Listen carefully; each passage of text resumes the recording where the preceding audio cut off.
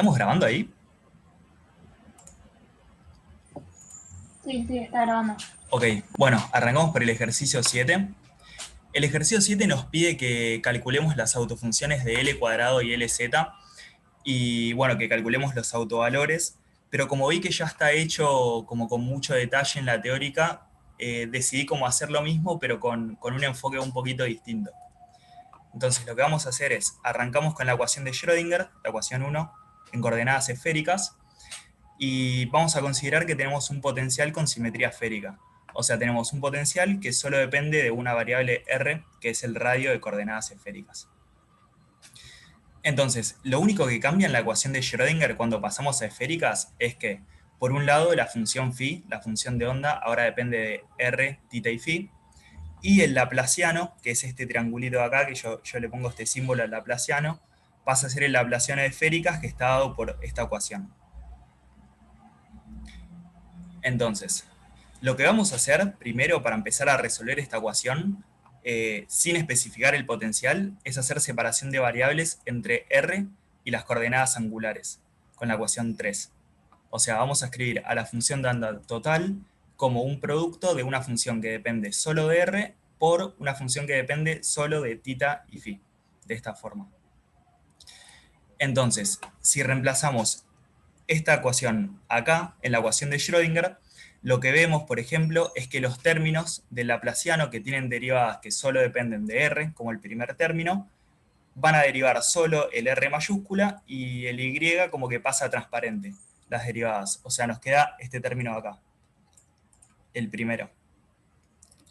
Ahora, el segundo y tercer término del laplaciano pasa a lo contrario. Tenemos derivadas en θ y en φ, entonces tenemos que derivar al φ y el r pasa a transparente, acá. Y bueno, el B nos queda R por I y del otro lado la energía por R por I. ¿Hasta acá alguna duda? Se entiende acá que como que las funciones que no dependen de θ pasan transparente y todo eso. Lo que vamos a hacer ahora, partiendo de esta ecuación, es dividir por la función de onda. O sea, dividimos por R por Y. Entonces, vemos por ejemplo que el primer término, como la división está fuera de la derivada, o sea, todas las cosas que dividimos las tenemos que poner a la izquierda de los términos, entre comillas.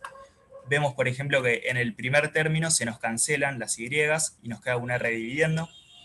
En el tercer y cuarto término se nos cancelan las r's y nos quedan unas y dividiendo, que son esta de acá y esta de acá.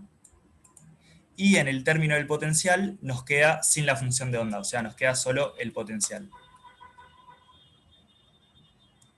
Ok. Entonces, si hacemos primero separación de variables y después dividimos por la función de onda total, lo que podemos hacer ahora es correr de un miembro de la ecuación todo lo que depende de r, o sea, todo lo que tiene derivadas con respecto a r, o que depende de la función esta r, y todo lo que es constante, ya que estamos de este lado, y del otro lado todo lo que depende de los ángulos. Nos queda esto acá. ¿Alguna duda hasta acá?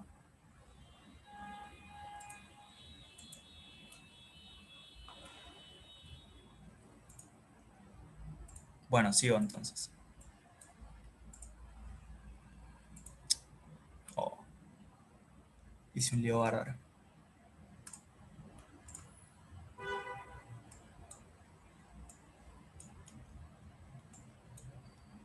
Se me quedó el chat abierto en medio de la pantalla y no lo puedo sacar.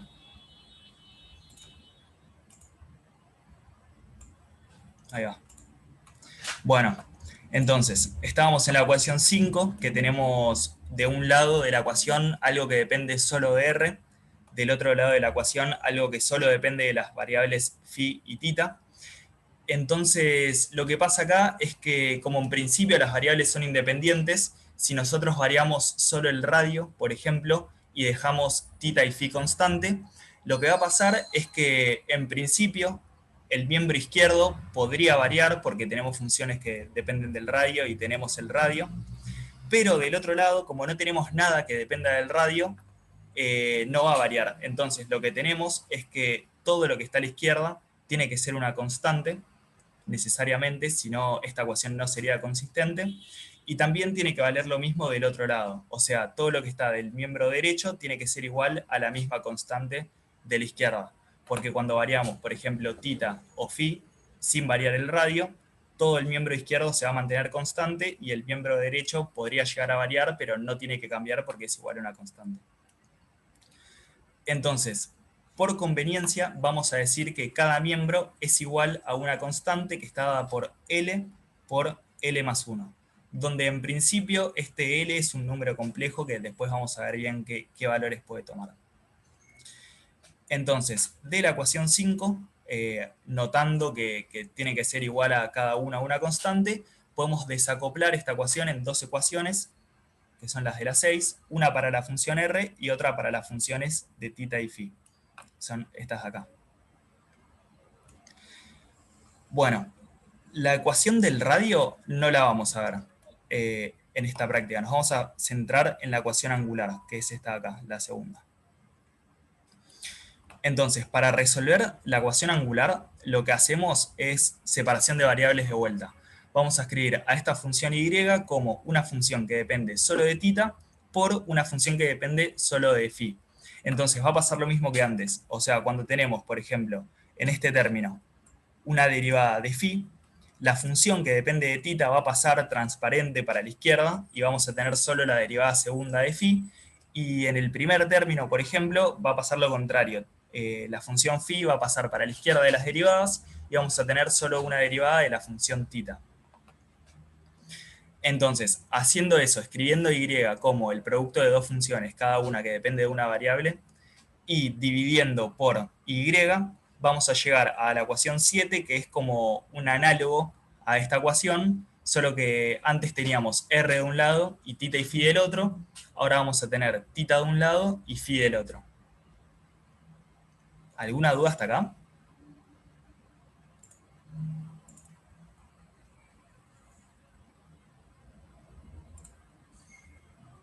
Bueno, de vuelta, mismo argumento de antes. Tenemos de un lado de la ecuación una función que depende solo de tita, del otro lado una función que depende solo de phi, son variables independientes.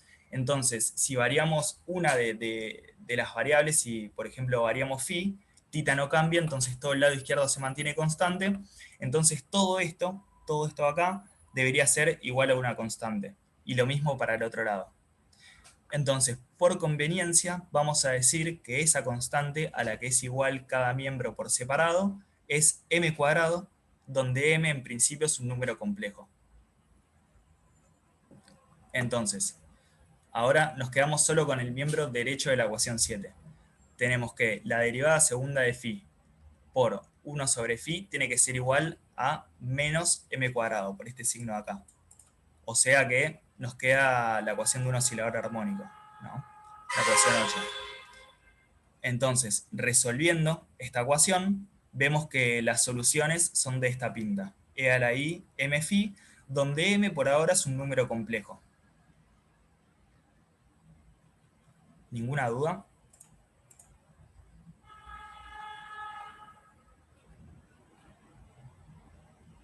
Perdón, Sí, antes, cuando planteamos al principio el laplaciano, sí. apareció una M, esa M era la masa, ¿no?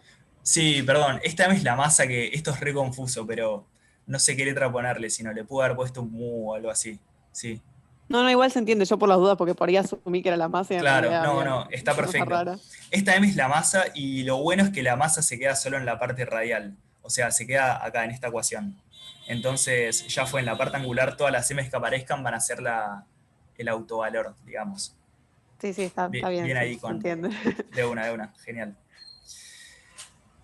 Entonces, resumiendo un poco, teníamos esta función de onda, que es la que proponemos para una ecuación de Schrödinger de este tipo, con un potencial central.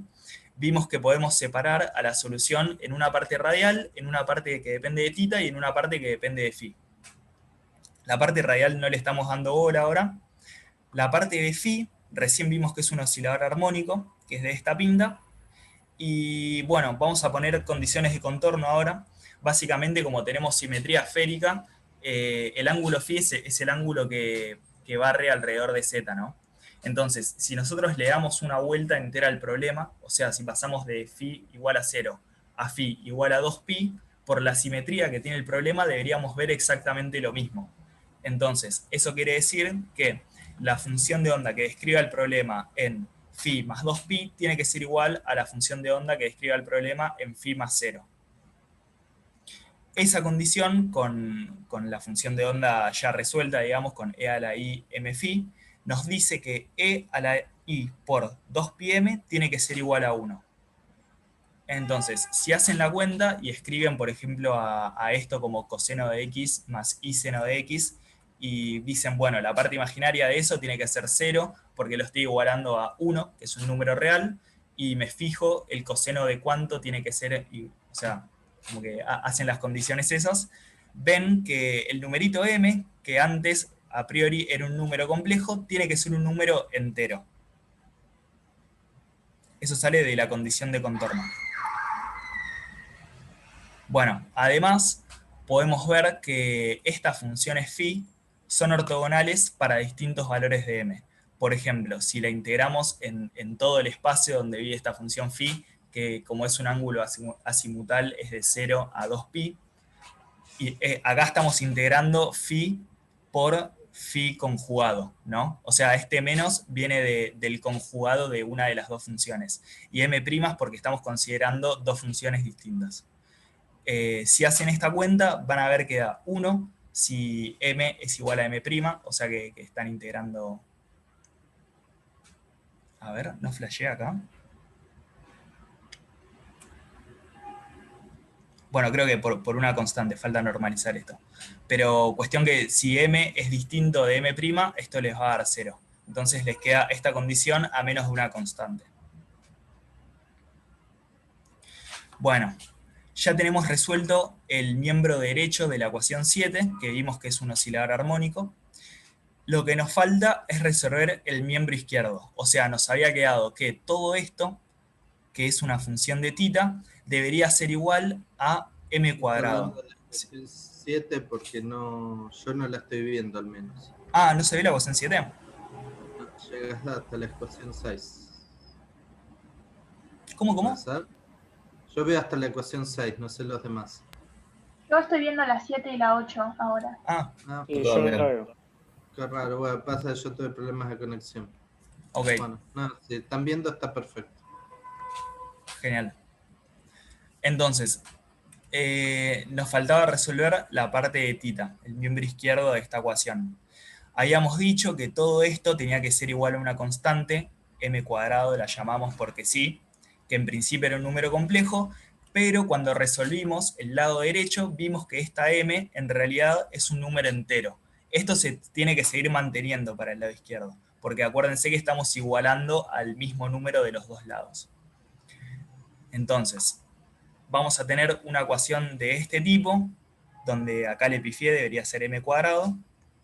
Y bueno, esta es una ecuación diferencial difícil, que la solución se las tiro por la cabeza. Creo que en la teórica lo vieron con más detalle cómo se resuelve esto, pero básicamente esta función θ, la solución está dada en términos de los polinomios de Legendre asociados, que son estas cosas P sub L supra M, de coseno de θ.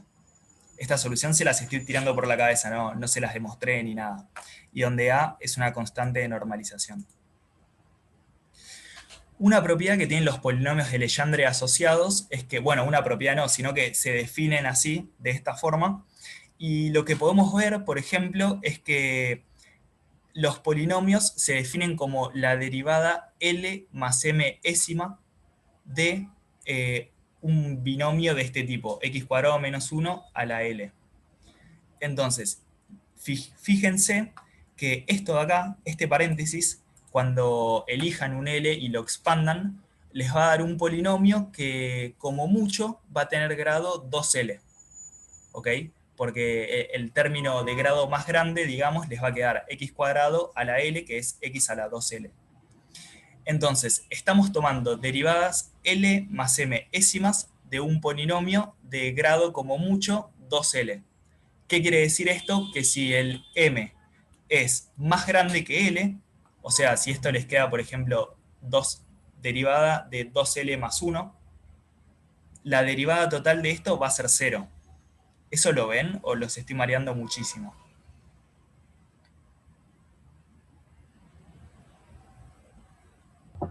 ¿Lo podrías volver a repetir, Tomás, Sí. por favor? Es como, por ejemplo, si tienen un polinomio de grado 3, por ejemplo, si tienen x al cubo y le quieren tomar la derivada cuarta, que les da 0 eso, porque como que bajan, no sé, toman una derivada, baja el 3, 3 por x al cuadrado, toman la segunda así, y cuando llegan a la derivada cuarta, que ya se pasaron del grado del polinomio, les da 0. Bueno, acá pasa lo mismo. Tenemos un polinomio que es de grado, como mucho, 2 por L, ¿no? O sea, si eligen un L cualquiera acá y expanden el polinomio, tipo hacen el binomio, hacen todas las multiplicaciones, les va a quedar que el X más grande va a ser X a la 2L. ¿Eso lo ven? Sí, sí. Ok, genial. Entonces, ¿qué pasa? Las derivadas se van a, o sea, van a poder derivar ese polinomio sin que les dé 0, si a lo sumo toman la derivada 2L. ¿Ok? Es como en el caso de x al cubo, la derivada más alta que puedes tomar sin que te dé 0 es la derivada tercera. ¿No? Sí, sí, perfecto. Genial. Entonces, eso les va a poner una condición para estas soluciones, para los polinomios asociados de Legendre, que es que si ustedes toman un m más grande que L, el polinomio asociado de Legendre de ese m va a ser 0, porque van a estar derivando bueno, todo lo que vimos recién, ¿no? Les va a dar 0 esta derivada. Entonces, esta condición se traduce para los números cuánticos L y M como esta cota de acá. O sea, M a lo sumo tiene que estar entre L y menos L, para que el polinomio no les dé 0.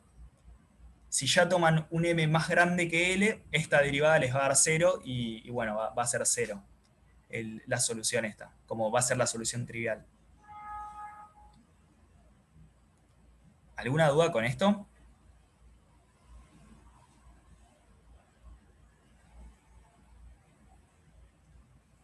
Bueno, sigamos un poquito entonces. Los polinomios asociados de Legendre además tienen esta condición de normalización. Fíjense que acá estamos, la solución era el polinomio de Legendre evaluado en coseno de tita. Ahora estamos viendo polinomios de Legendre evaluados en x. Y nada, lo que se sabe, o sea, es una propiedad matemática de estos polinomios, es que si integras un polinomio para dos L distintos, o sea, L y L' entre menos 1 y 1, les queda una delta de Kronecker, o sea que van a ser ortogonales para distintos L's, y además este factor de normalización. Entonces, recapitulando un poco, vemos que, bueno, teníamos esta función de acá, que la parte radial no la resolvimos, y vimos que esta función de acá, la y esta, la podíamos escribir como una parte que dependía de phi, que era un armónico esférico, que era ¿cómo se llama? Un oscilador armónico, por los polinomios asociados de Legendre. Entonces, vamos a ver qué le pasa a la normalización de esta función de onda.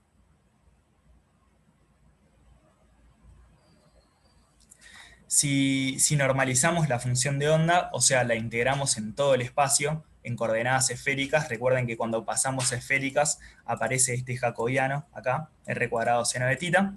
Si integramos todo esto nos tiene que dar 1, porque la función de onda está normalizada. Ahora, como en estos casos la función es separable en una parte radial y en una parte angular, la normalización en un sentido también va a ser separable. O sea, vamos a tener una integral para R, que está dada por esto, que nos comemos la parte de R² del jacobiano, por otra integral, que es la integral angular, que está dada por esto de acá. Fíjense que este e a la i m phi era la función phi de antes, y estos son los polinomios asociados de Legendre.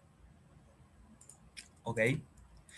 Entonces, como todo esto tiene que dar 1, y la integral radial es independiente de la integral angular, cada una nos tiene que dar 1 por separado, para que 1 por 1 nos quede igual a 1. Entonces, vamos a ver bien la parte angular, qué le pasa. Si nosotros imponemos esta condición, o sea que la parte angular de la función de onda integrada para todos los ángulos tiene que estar normalizada, por esto que vimos recién, y utilizamos las condiciones estas de los polinomios de Legendre y la condición de ortogonalidad para la parte del oscilador armónico, lo que vamos a ver es que esta constante de normalización que nos aparecía antes cuando propusimos la solución original, tiene que ir como esto de acá, como la raíz cuadrada de todo esto. Acá me faltó el módulo al cuadrado de esta función de acá. Entonces, juntando todo lo que vimos recién, la función y la podemos escribir como la ecuación 18. Tenemos la constante de normalización, que es esta raíz, tenemos la parte angular azimutal, que era el oscilador armónico, y tenemos los polinomios asociados de Legendre. ¿Sí? O sea, nos dieron una ecuación de Schrödinger con simetría esférica, resolvimos la parte angular independientemente de la parte radial, o sea, el potencial radial podía ser cualquier cosa. Sin embargo, la parte angular siempre va a ser esto, siempre va a ser la ecuación 18, para cualquier problema con simetría esférica. En particular, estas funciones se llaman armónicos esféricos.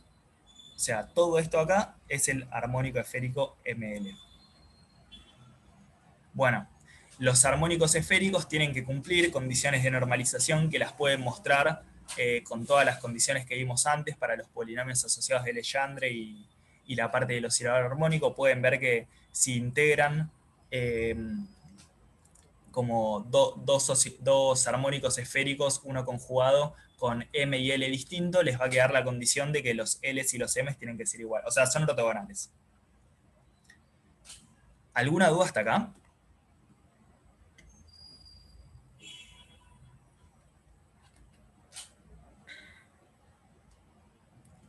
Bueno, entonces, ahora vamos a como conectar con el problema que estábamos resolviendo. En la teórica creo que vieron que a los operadores momento angular al cuadrado, o sea, L cuadrado y LZ se pueden escribir así, de esta forma, ¿no? ¿Alguien ve esto y no tiene idea de lo que estoy diciendo, la ecuación 20?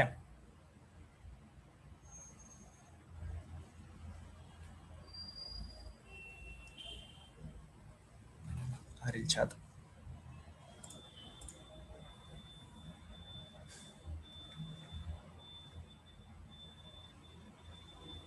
Ok.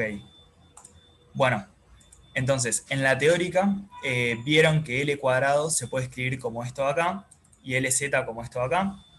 Y la observación que hacemos ahora es que esto de acá no es otra cosa que la parte angular del laplaciano. O sea, todo este corchete es esto de acá multiplicado por h barra cuadrado. ¿Sí? O sea, la segunda ecuación de la ecuación 6.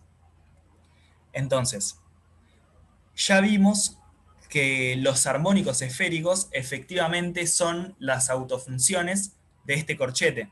O sea, ya resolvimos una ecuación diferencial con este corchete y nos dieron los armónicos esféricos. Entonces, nada, haciendo el macheo de que este corchete es el L cuadrado, efectivamente vemos que las autofunciones del L cuadrado son los armónicos esféricos, ¿no? Como que esto de acá ya es lo que resolvimos recién, todo lo que resolvimos. ¿Sí? Necesito que alguien me responda, no sé si están súper perdidos o... Yo creo que entendí. Vengo igual bastante atrasado con el tema, entonces como que piloteo okay. Lo que puedo. Claro. O sea, básicamente... Claro. Básicamente, después fíjense en la teórica, y si no, cuando termine la clase lo charlamos de cómo se hace. Se puede ver que el L cuadrado se puede escribir como estas derivadas acá horribles, y el LZ se puede escribir como esto de acá. Y todo lo que vimos recién en los últimos 20 minutos fue ver que efectivamente los armónicos esféricos son las funciones que resuelven esta ecuación de acá. ¿Ok? Y si ustedes agarran esto de acá y sacan para la derecha el Y, ¿no? Lo que les queda, estoy señalando a la pantalla como si me vieran, pero si toman factor común el Y y ven lo que les queda del lado izquierdo del Y, es el L cuadrado. O sea, esta ecuación es L cuadrado por Y igual a menos L por L más 1 por Y. A menos de una H barra cuadrado. ¿Sí?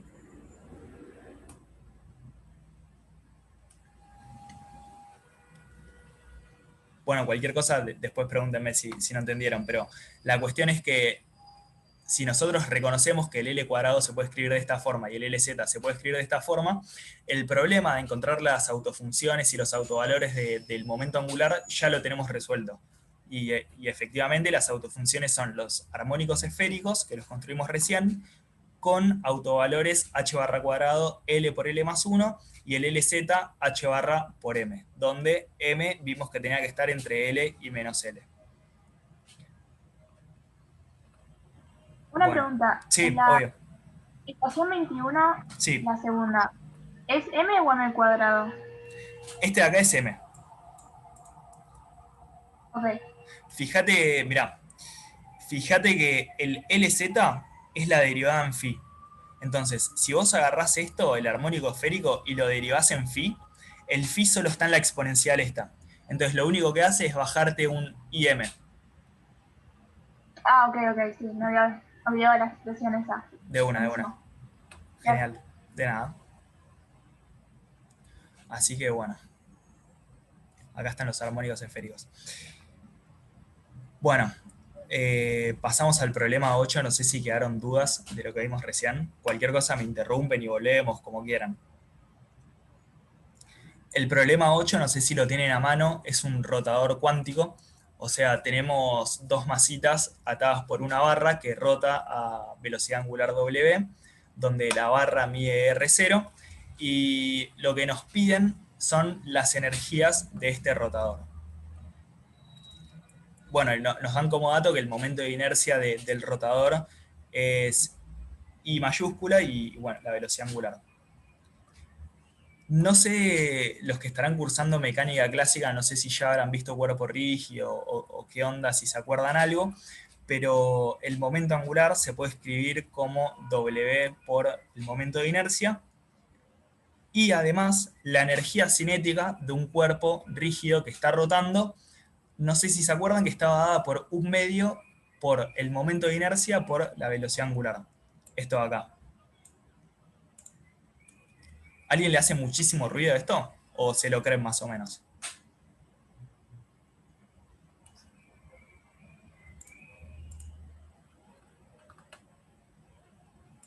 Bueno, entonces, vamos a escribir el hamiltoniano de este sistema. Acuérdense que el hamiltoniano es, como a grandes rasgos, energía cinética más energía potencial. Energía potencial no tenemos en este problema, tenemos solo una cinemática. Entonces, el hamiltoniano va a ser la energía cinética del problema. Perdón, arriba sí. falta un omega cuadrado en sí, la energía. Estaba viendo eso justo, gracias. Falta un omega cuadrado acá. Sí. Acá, ¿no decías? Claro, sí. Sí, acá es omega cuadrado, gracias. Entonces, el hamiltoniano es la energía cinética del sistema este, por lo cual escribimos un medio por I por W cuadrado.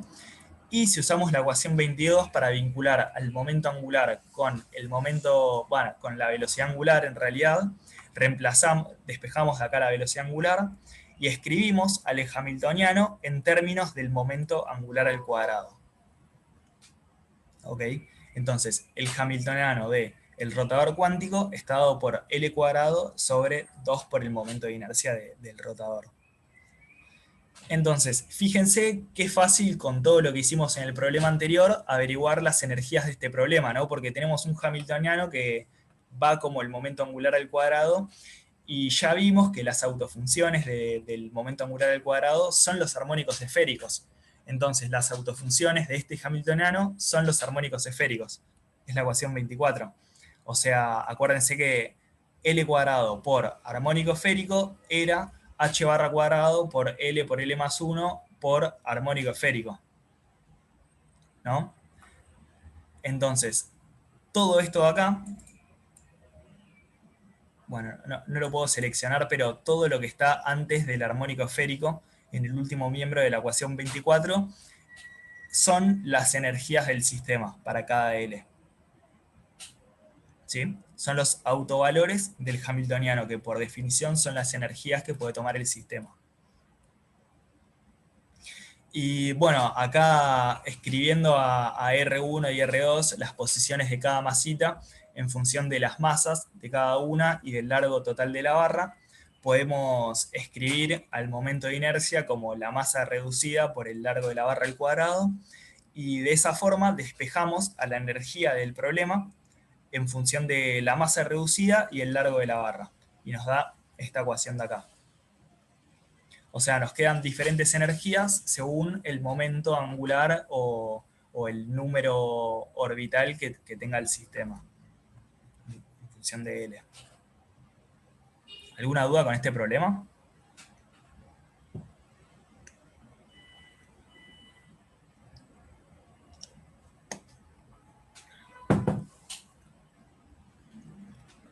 Bueno, vamos a pasar entonces un poquito al átomo de hidrógeno.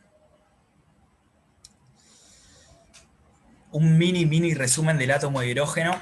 En la teórica habrán visto que, bueno, tienen un hamiltoniano con simetría esférica, donde es lo mismo que vimos antes en la primera página, solo que donde estaba el potencial que nosotros no especificamos, tenemos que poner el potencial de Coulomb, o sea, menos la carga sobre R.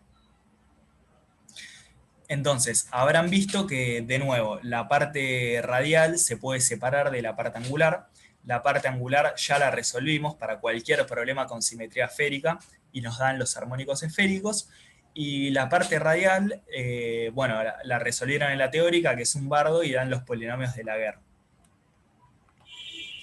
Además, las energías del átomo de hidrógeno dependen solo del número cuántico n, ¿no? Acá. Y además apareció una condición para el número cuántico L, que era que el L tenía que estar entre 0 y n-1. Y bueno, tenemos la condición de antes de que el M, el número magnético, tiene que estar entre L y menos L. Eso se sigue manteniendo. Bueno, el ejercicio 10 nos daban un átomo de hidrógeno en el estado fundamental, o sea, en el estado de más baja energía, que es el que corresponde a n igual a 1.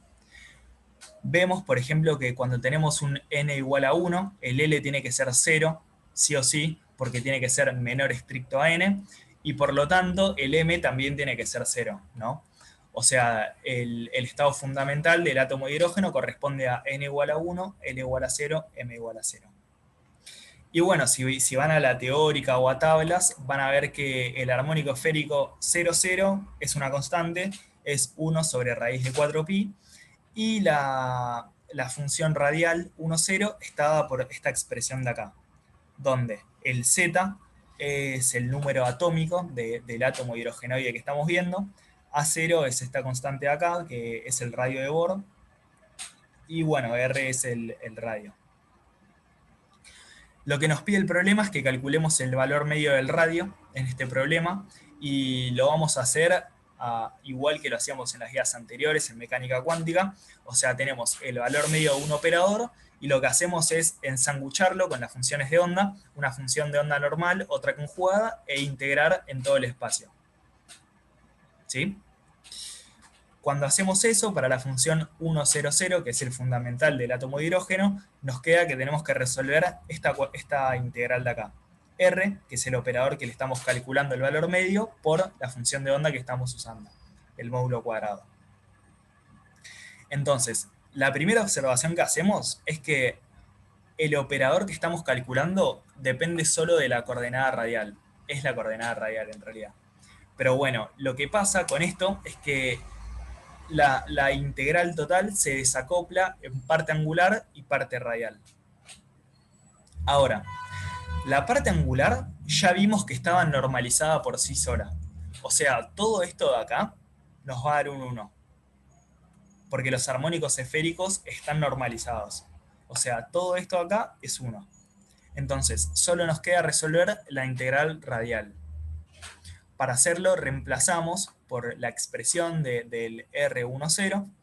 Y bueno, metiendo esta integral en el matemático, en Python o donde sea, vemos que el resultado es 3/2 de A0 sobre Z. ¿Alguien tiene alguna duda con la primera línea, por ejemplo, con la línea 33? Que creo que es donde está como el concepto de la cuenta. O en algún otro lado, no sé.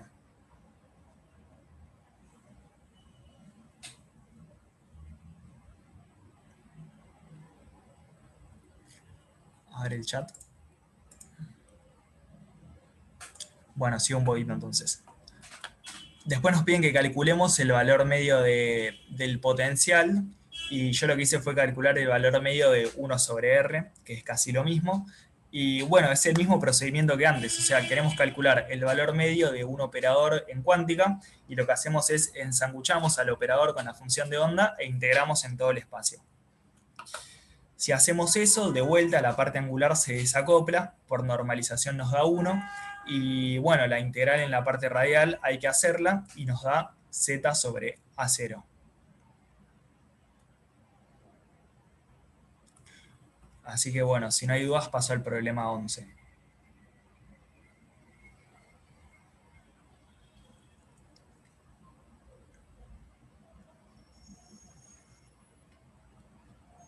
Bueno, el problema... Perdón. Sí, decime. No llegué a leer. O sea, estamos haciendo lo mismo que en el ejercicio anterior, solo que ahora lo que está multiplicando la función de onda al cuadrado es 1 sobre R, ¿no? Porque Sí, en la 37 aparece un R. Sí, totalmente. Este R aparece que vos en el jacobiano tenías un R cuadrado que está metido acá. Ah, claro, sí, es verdad. No, De una. ya está. De una, está bien. Está bien igual la pregunta, está re bien. Bueno, el problema 11 nos dan un estado 2S, que en la notación esta de, no sé cómo se llama, corresponde al estado n igual a 2 y m igual a 0. Ahora que veo esto, no sé si flasheé. ¿Estás por ahí, Carlos?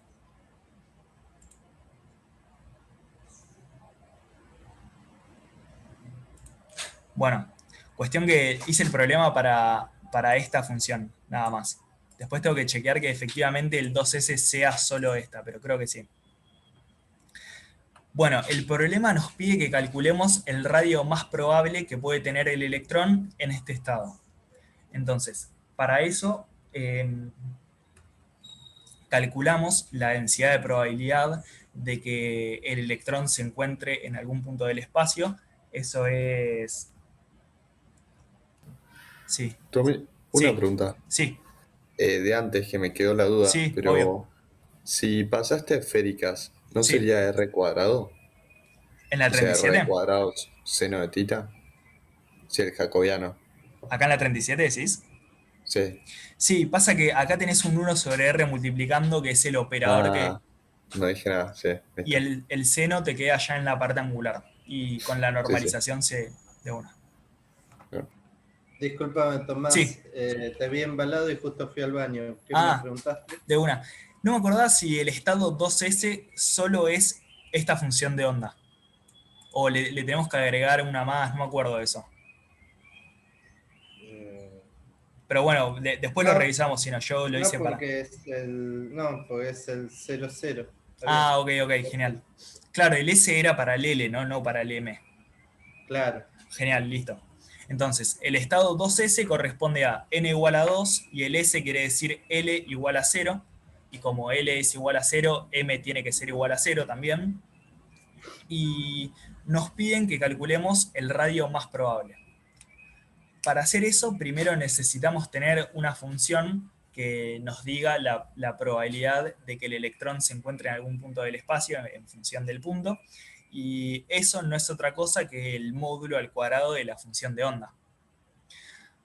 Ahora, hay un detalle, que es que como solo nos interesa ver el radio más probable, o sea, si nosotros nos paramos sobre un cascarón esférico, por ejemplo, no nos interesa si el radio más probable es en este punto, o en este, sino en todo el cascarón, digamos. Y para hacer eso, lo que tenemos que hacer es integrar la función de probabilidad sobre todos los ángulos. Eso se llama marginalizar. Como que ya estamos promediando, es una cosa así, estamos promediando sobre todos los ángulos posibles y solo nos quedamos con el radio, o sea, la función de probabilidad radial. Entonces, lo que tenemos que hacer es integrar la densidad de probabilidad, que es la función de onda módulo cuadrado, en todos los ángulos, y de vuelta, como la función es separable en una parte radial por una parte angular, la parte angular por normalización se hace 1, así que la probabilidad de que el electrón esté en algún radio R está dada simplemente por el módulo al cuadrado de la parte radial de la función de onda.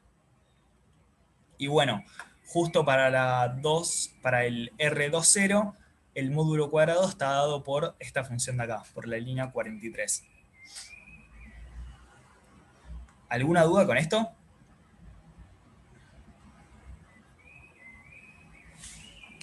Esto es una pregunta muy tonta, me parece. No, dale. Acá no va el jacobiano porque no estamos integrando en R, porque seguimos usando en esféricas, de todas formas. Creo que me olvidé el jacobiano, che.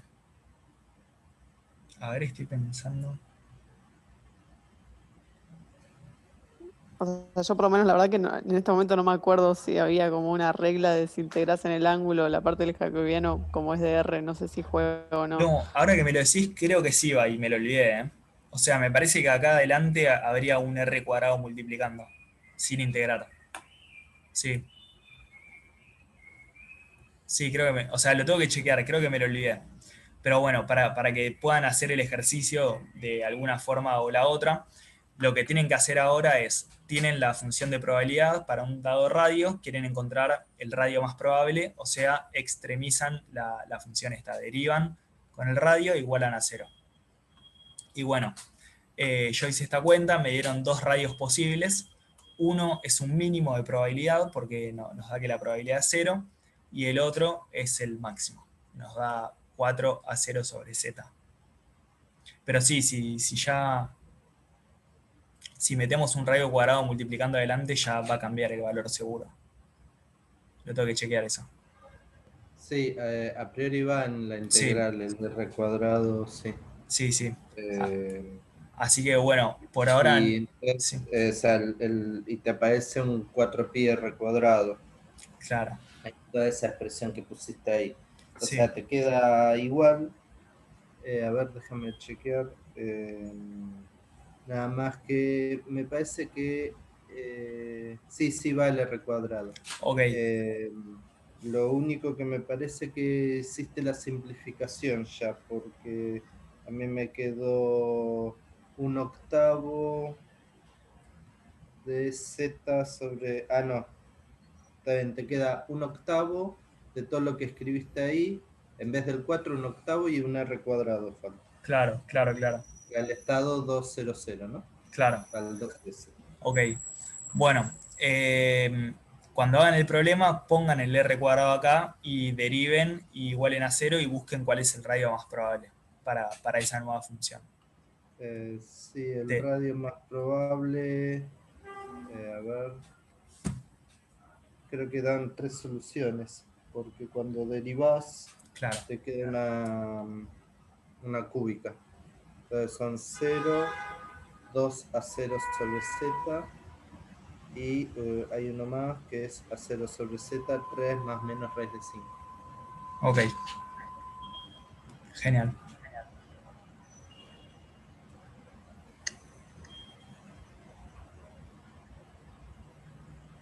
Bueno, entonces después lo corrijo y lo subimos.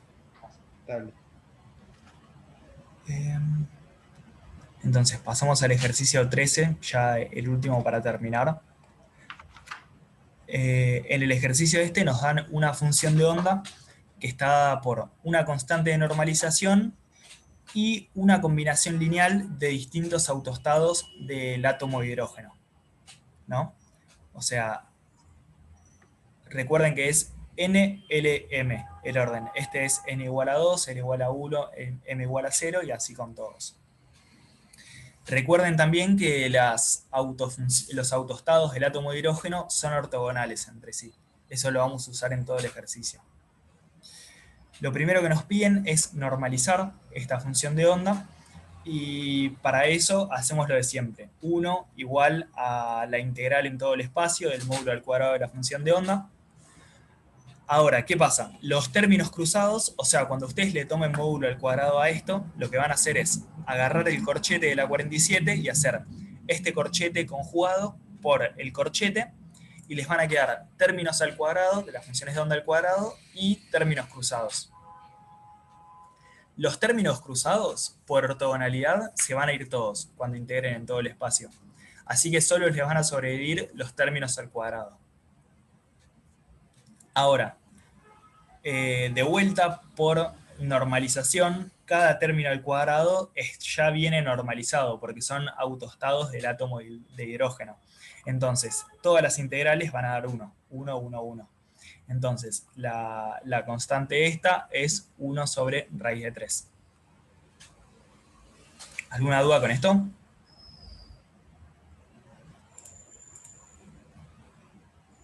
Claudia puso el R cuadrado. Ok.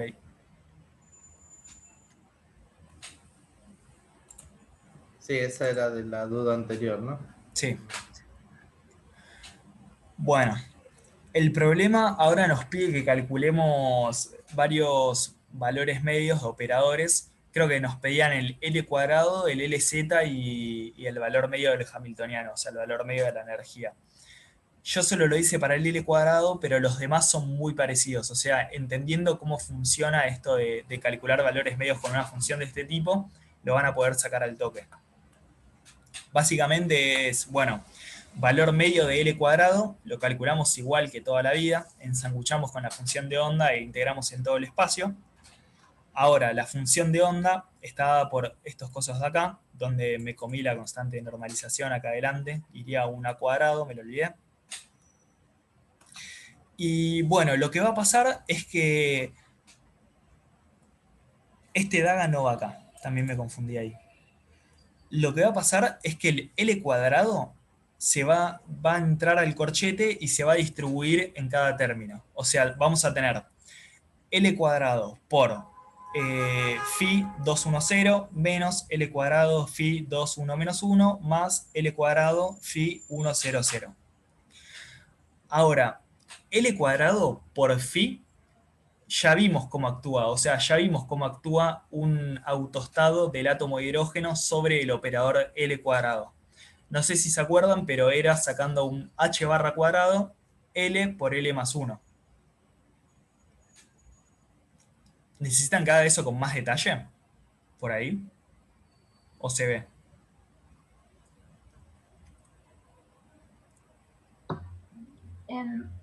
Tomás, una pregunta igual. O sea, pero no aparece en la 52, no aparece ningún L. Claro, claro, porque es como que me salté un montón de pasos. Voy a ver si lo puedo escribir mejor. O sea, vos sabés que es L por L más 1 y el número cuántico asociado que tiene es el 1. En el primero, entonces te aparecen 1 por 1 más 1. ¿Están viendo esto? ¿Qué estoy escribiendo? Sí, sí, se ve. Uy, esto es muy difícil. ¿Tu hermanito el que está escribiendo? Sí, sí, sí. Bueno. Tenemos que esto es L cuadrado por parte radial 2,1 por armónico esférico 0,1. ¿Ok? Ahora, esto de acá, L cuadrado por R, es transparente. O sea, el R es una función que depende solo del radio, el L cuadrado es un operador que solo tiene derivadas angulares, o sea que pasa como si nada para la izquierda el R este. Entonces, transparente.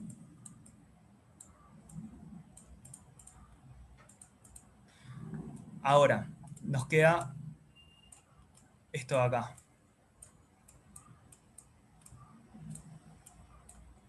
¿Se acuerdan cómo actúa esto?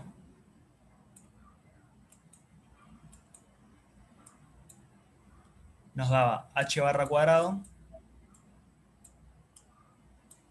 por L por L más 1. Y acá L es 1. O sea, nos queda h barra cuadrado por 1 por... Bueno, ya estoy haciendo cualquier cosa acá, pero por 1... Eso. ¿Sí? Ahí lo vi, me había olvidado que tenías que, o sea, como tenías el I en 1,0, tenías que reemplazar el por 1, me había olvidado de eso. Genial, genial. Gracias. De nada. Perdón. No, tranca. Entonces, va a pasar eso con cada término al que entre el L cuadrado. Va a sacar acá L es 1, acá L es 1, acá L es 0. Entonces, bueno, ahí como que el L cuadrado ya se hizo un número, un escalar, dejó de ser un operador, ya lo actuamos sobre una función de onda. Lo que nos queda es hacer la distributiva con el corchete que está conjugado. Ahora, de vuelta, todos los términos que se han cruzado se van a cancelar por normalización, por ortogonalidad, digo. Entonces, solo nos van a quedar los términos al cuadrado de cada uno. Fíjense que este h barra cuadrado 1 por 1 más 1 es es este, que tenemos L igual a 1. Acá también teníamos L igual a 1, y acá como tenemos L igual a 0, se nos va este término. Ahora, como cada autoestado está normalizado por sí solo, todo esto es un numerito, o sea, es 2h barra, sale para afuera y nos queda solo la integral en todo el espacio de una función de onda al cuadrado que está normalizada, o sea que da 1. Entonces, si agregan acá el a cuadrado, que yo me lo olvidé, les va a quedar 4h barra cuadrado sobre 3. Esto de acá, el valor medio de L cuadrado. Fíjense que las unidades dan bien, está todo bien, o sea, esto tiene unidades de momento angular al cuadrado.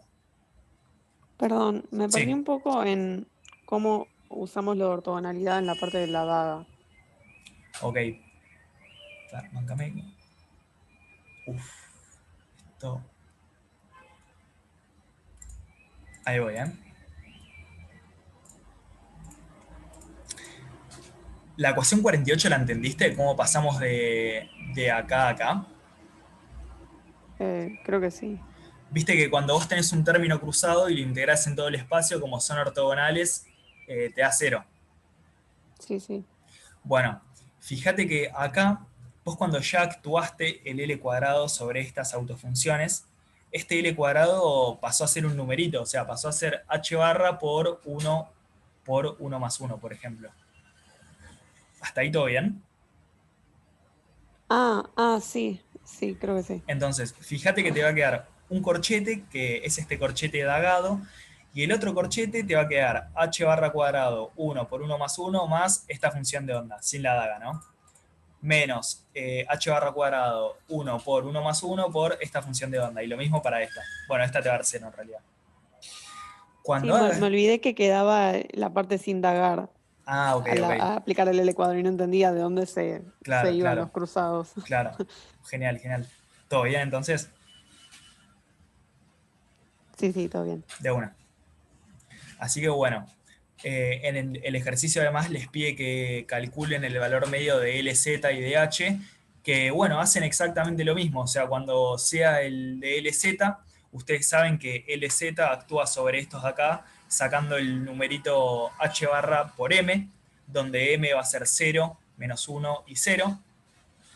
Y cuando calculen el valor medio del hamiltoniano, ustedes saben que estas autofunciones actúan sobre el hamiltoniano del átomo de hidrógeno, sacándote una energía que está dada por esto de acá.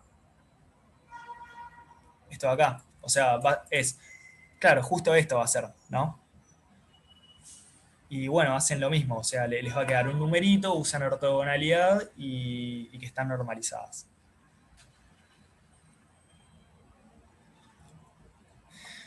Bueno, lo último que les pide el ejercicio es que evolucionen en el tiempo a esta función phi, o sea, a la que era combinación lineal de autoestados del átomo de hidrógeno. No sé si se acuerdan, pero cuando teníamos una función de onda que tenía una dada energía y la evolucionábamos en el tiempo, evolucionarla en el tiempo era solo multiplicar por e a la menos i por la energía de ese estado por t sobre h barra. Ahora, de estas tres funciones, fíjense que en el átomo de hidrógeno la energía se etiqueta solo con el número cuántico n. O sea, en la energía no aparece ni L ni M. Eso quiere decir, por ejemplo, que los dos primeros términos que tienen n igual a 2 van a tener la misma energía, E sub 2. Y este término de acá va a tener energía E sub 1. Entonces, cuando evolucionamos en el tiempo, nos queda que las dos primeras van multiplicadas por el factor este, con E sub 2, y esta última por E sub 1. Y bueno, este es el resultado. ¿Alguna duda con todo esto? ¿Con cualquier momento de la clase?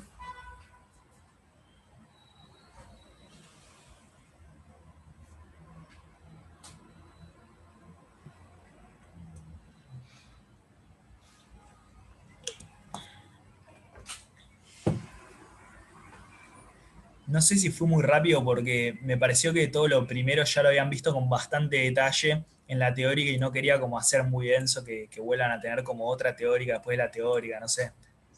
No sé si les pareció bien que vaya rápido.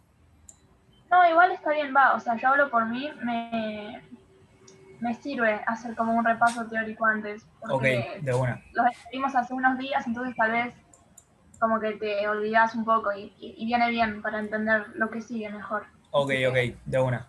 Pero bueno, ya de Yapa es el ejercicio 7 esto, que les piden todo esto que hicimos.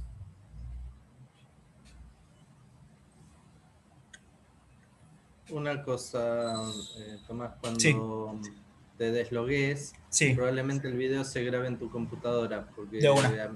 yo perdí la conexión y quedaste vos como host. Así Ah, si de eso una. pasa, pues me lo pasás, así lo podemos subir. Dale. Bueno, no sé si tienen preguntas. Así como temas nuevos, quedaría el viernes que viene, terminar esta guía. No sé, voy a mirar en el fin de, tal vez haga algún comentario de la guía 10 la semana que viene, pero si no, en principio sería repaso. Igual si hacemos algo en la guía 10 no entraría en el parcial. Pero bueno, nada, es como que por ahí está bueno que tengan tanto tiempo si pueden madurar bien la materia. Traten de no colgarse, porque a veces a uno le pasa eso, ¿no? Como es medio uno es hijo del rigor, atiende a lo urgente y después se le junta todo. Pero bueno, nada, eso ya lo sabe. Ah, bueno, recién leo el chat y nada, mil gracias. Carlos, dos Sí. preguntas. Tommy.